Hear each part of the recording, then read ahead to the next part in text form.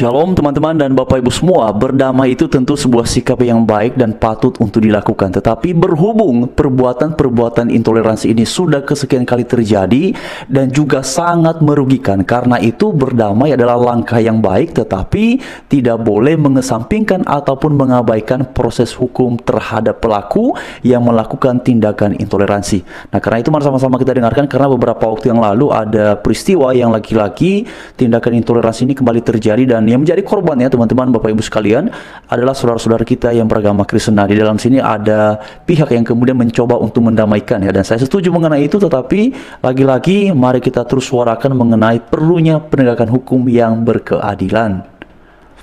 Berbicara dengan Pak Pendeta saya ya, kan yang Titus. Oh, Pak Titus. Bapak pendeta juga? Saya pendeta yang ini. Oh, yang tadi ya. Jadi harus kita selesaikan setuntas mungkin.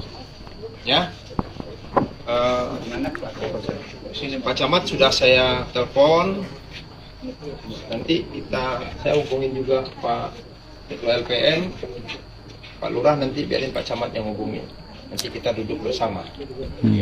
Mungkin bapak-bapak ibu, saudara-saudara saya yang Nasrani, mungkin udah lama di Padang, bahasa Padang mungkin mengerti ya. Kental. Tidak ada kusui tidak keselesai, karuh tidak kejadian. Ya, yang penting kita menyelesaikan, jangan ada masalah, jangan menyelesaikan dengan masalah. Harus berdamai. Harus kita dengan berlapang hati, kita jauh emosi, kita jauh ego, dan kita bersaudara. Ya, saya yakinkan untuk kedepannya ini tidak boleh terjadi. Saya minta kepada saudara saya yang Nasrani, ya, tidak ada yang melakukan hal-hal yang nantinya memancing situasi, ya, mengeluarkan kata-kata yang sifatnya tidak dibutuhkan atau tidak diperlukan. Biarin nanti Pak Pendeta Titus, Pak Daci ada di sini, bersama-sama kita nanti selesai. Jadi saya minta, mohon dengan hormat saudara-saudara saya Nasrani yang hadir nanti. Oke teman-teman dan Bapak Ibu sekalian, tunggu sebentar ya, karena beliau saya dengar ini sudah 3 kali mengulang satu istilah, yaitu Nasrani. Nah, perlu saya ingatkan kepada saudara-saudari setanah air bahwa istilah Nasrani tidaklah sama maknanya dengan istilah Kristen. Nah, mungkin kalau saudara saya yang beragama Kristen mungkin pada umumnya sudah tahu ya, bahwa Nasrani ya Nasrani, Kristen ya Kristen, tidak sama ya. Baik yang melaksanakan ibadah tadi maupun yang baru datang, ya, ikuti proses penyelesaian. Kita selesaikan enggak? Ya. Damai itu indah, Pak. Nah, damai itu indah. Ya, insyaallah sama-sama punya niat kita selesaikan dengan hati yang bersih, yang tidak emosional, yang tidak ego. Menahan diri itu wajib. Yang ketiga, Bapak Ibu silakan mengambil video. Saya melarang, susah saya melarang. Tapi cukup jadikan dokumentasi atau untuk dilihat-lihat.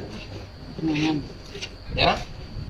Tidak saya izinkan berdasarkan undang-undang Bapak-bapak, Ibu-ibu upload mengatakan ada sara. Tidak boleh. Ya. Apalagi Bapak Ibu tidak tahu ceritanya. Jangan sampai nanti Bapak Ibu gara-gara menyebarkan video itu yang tidak sesuai apa yang terjadi, itu pidana. Berarti telah membohongi, telah memberikan informasi bohong, hoax, apa, ya, sudah mengadu domba antara satu agama dengan agama yang lain. Jadi biarinlah kami yang meluruskan nanti, ya Pak Pendeta ya. Biarinlah kami yang akan menyelesaikan ini. Saudara-saudara saya baik yang Muslim juga demikian. Ya. Pertama, upaya dari beliau untuk mendamaikan kedua belah pihak, baik yang menjadi korban maupun kemudian menjadi pelaku dalam insiden itu, patut untuk diapresiasi. Saya secara pribadi mengapresiasi dan mengucapkan terima kasih untuk upaya tersebut. Memang sebuah persoalan ini janganlah kemudian dibuat menjadi panjang, janganlah kemudian dibuat menjadi berlarut-larut. Saya sepakat.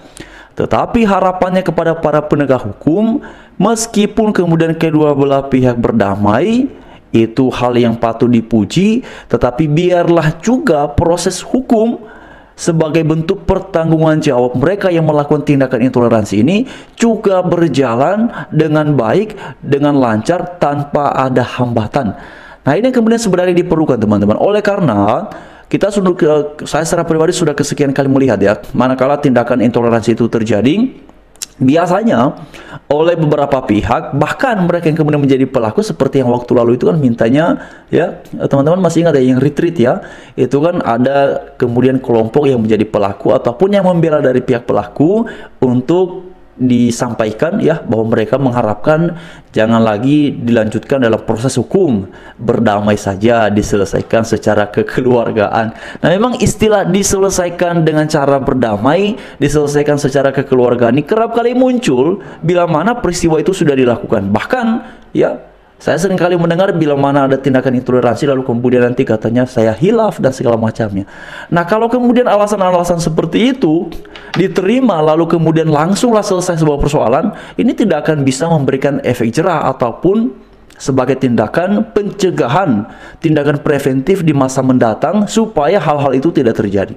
Kalau berdamai menjadi jawaban dan itu pada akhirnya selesai, kalau berdamai kemudian lalu semuanya bisa selesai begitu saja, tidak ada lagi tindakan lanjut, lalu bagaimana dengan mereka yang sudah jadi korban, ya ada perusakan dan segala macamnya. Nah, memang kemudian bisa diganti, tetapi saya merasa karena bangsa kita Indonesia adalah bangsa negara hukum, maka diperlukanlah tindakan-tindakan hukum yang berlaku di bangsa Indonesia kepada mereka yang melakukan itu.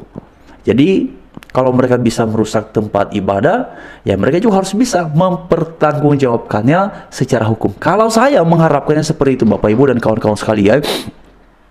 Oleh karena itu kita doakan saja ya supaya setiap upaya-upaya yang dilakukan oleh para penegak hukum ya dalam hal intoleransi ini bisa berjalan dengan sebaik-baiknya. Dan memang beberapa waktu yang lalu saya lihat ya perkembangan dari kasus ini itu, kalau nggak salah ada yang menjadi tersangka ya teman-teman ya. Ada yang kemudian diproses hukum, ya semoga saja. Tapi yang paling penting adalah supaya penerapan hukumnya itu bisa menjadi sebuah peringatan atau juga bisa memberikan efek jerah, agar ketika orang lain punya niat mengganggu aktivitas peribadatan umat lain, dia ingat bahwa proses hukumnya berat, proses hukumnya tegas. Jadi tidak hanya sekedar nantinya akan selesai dengan cara permintaan maaf dan segala macamnya. Nah, ini sebenarnya yang diharapkan, penegakan hukum yang demikianlah kemudian yang dibutuhkan dalam situasi, dalam peristiwa-peristiwa yang terus berulang ini di bangsa kita Indonesia. Lagi-lagi semoga para pemimpin gereja pun juga memberikan perhatian, para pemimpin bangsa ini pun juga memberikan perhatian. Terima kasih untuk saudara ya kami, saudara saya seperti Bang Permadi, Bang Ade Armando yang luar biasa kerap kali menyuarakan perihal intoleransi ini. Tuhan memberkati semuanya dan damailah selalu bangsa kita Indonesia.